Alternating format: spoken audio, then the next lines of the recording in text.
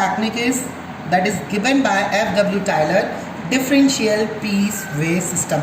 Piece मतलब piece, number of piece, how many piece he produce, that is the differentiate piece weight system. Tyler wanted to differentiate between the efficient and inefficient worker according to their performance. Tyler वहाँ पे क्या चाहते हैं, worker को efficient और inefficient की category में divide करना चाहते हैं उनकी परफॉर्मेंस लेवल को देखते हुए. He wanted to reward efficient worker, so he introduced this system. वो एफिशिएंट वर्कर को रिवार्ड प्रोवाइड कराना चाहते हैं, इसी वजह से उन्होंने इस सिस्टम को अप्लाई किया है. अगर हम एफिशिएंट वर्कर्स को रिवार्ड प्रोवाइड कराएंगे तो उनको मोटिवेशन मिलेगा इनएफिशिएंट वर्कर को कि हम भी बेटर परफॉर्म करें और इनएफिशिएंट से एफिशिएंट की कैटेगरी में आएँ. When payment is given according to number of unit produced, automatically the production will be maximized. जब हम अगर ऐसे पेमेंट करना शुरू कर दें कि आज आपको 10 शर्ट बनानी है, आपने स्टैंडर्ड टारगेट सेट कर दिया, कोई पर्सन 10 बना रहा है तो उसको आप 60 रुपीज़ पर के 60 रुपीज़ आपने डिसाइड कर लिया कि 60 रुपीज़ पर शर्ट देंगे. अगर कोई पर्सन 12 बना रहा है तो आप उसका वेजेस रेट बढ़ा दीजिए, उसको 70 रुपये कर दीजिए.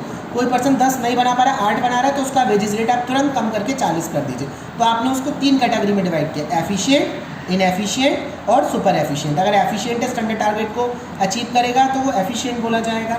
अगर वो स्टैंडर्ड टारगेट को अचीव नहीं कर पा रहा है तो वो इनएफिशिएंट की कैटेगरी में आएगा.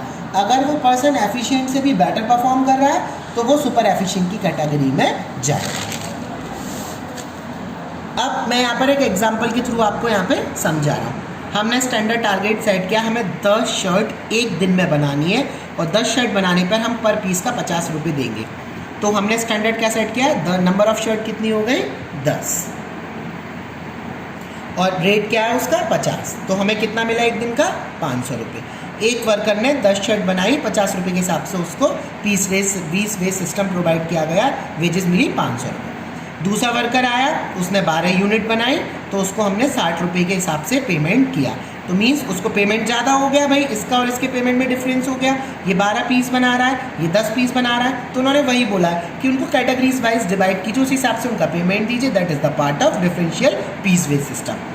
The worker producing less than standard target then pay. अगर पर्सन 10 स्टैंडर्ड टारगेट है, 10 से भी कम बना रहा है, 8 बना रहा है, 9 बना रहा है, तो तुरंत आप उसको 40 प्रोवाइड कराइए. तो उस पर्सन के अंदर मोटिवेशन क्रिएट होगा कि मैं स्टैंडर्ड को सेट करूं, स्टैंडर्ड टारगेट को अचीव करूं, और जो स्टैंडर्ड वाला है वो ये चाहेगा कि मैं स्टैंडर्ड से भी ऊपर पहुंचूं, जिससे मेरा जो पीस वेज सिस्टम है मेरे लिए भी बेटर होता चला जाए. तो टाइलर बोलते हैं कि ऐसी टेक्निक को वहाँ पर अप्लाई करना चाहिए. That this difference in wages will motivate the worker to become efficient and earn more. ये जो टेक्निक है वर्कर को एफिशिएंट की कैटेगरी में लाती है और उसको ज़्यादा से ज़्यादा अर्न करने के लिए क्या करती है, मोटिवेट करती है. अब now our last technique is mental revolution. The objective of the mental revolution are. अब मैंने आपको जैसे पहले भी पढ़ाया था मेंटल रेवोल्यूशन. मेंटल रेवोल्यूशन क्या होता है, एक ऑर्गेनाइजेशन में 2 ग्रुप होते हैं, एक होता है वर्कर ग्रुप, एक मैनेजमेंट ग्रुप. वर्कर ग्रुप ये समझता है कि मैनेजमेंट हमें हमेशा अंडर बर्डन रखता है, हमें कम पे कर रहा है, हमारे ऊपर प्रेशर ज़्यादा रहता है.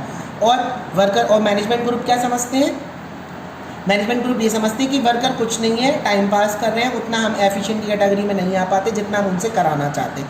अगर दोनों ऐसा एक दूसरे के लिए फीलिंग रखेंगे तो क्या वो ऑर्गेनाइजेशन कभी सक्सेस अचीव कर पाएगी, they can never be achieve the success. So first thing is this, we have to be change the mentality of both of them to each other. दोनों की मेंटेलिटी एक दूसरे के लिए चेंज करनी चाहिए. Change in mental attitude of worker and management towards each other. दोनों एक दूसरे के लिए अपना एटीट्यूड को चेंज करें. Cooperate between worker and management. Worker और मैनेजमेंट के बिटवीन कॉपरेशन क्रिएट होना चाहिए. Ruling out feeling of suspicious और prejudice from the mind of the worker. Worker के माइंड से ये हटानी चाहिए फीलिंग कि वो कोई उनको रूल कर रहा है, कोई उनको ऑर्डर दे रहा है, कोई उनके साथ में मिसबिहेव कर रहा है. And management to adopt systematic thinking. और मैनेजमेंट को एक सिस्टमेटिक थिंकिंग अडॉप्ट करना चाहिए, पेरेंटल स्टाइल लेना चाहिए, जिससे वो अपने वर्कर को बहुत अच्छे से ट्रीट करें. तो अगर ऐसा मेंटल रेवोल्यूशन क्रिएट होगा तो सारी प्रॉब्लम ऑर्गेनाइजेशन की ऑटोमेटिकली रिमूव होती चली जाएंगी. तो दोनों ग्रुप को एक दूसरे के लिए अपना मेंटल आउटलुक चेंज करना चाहिए. That's all.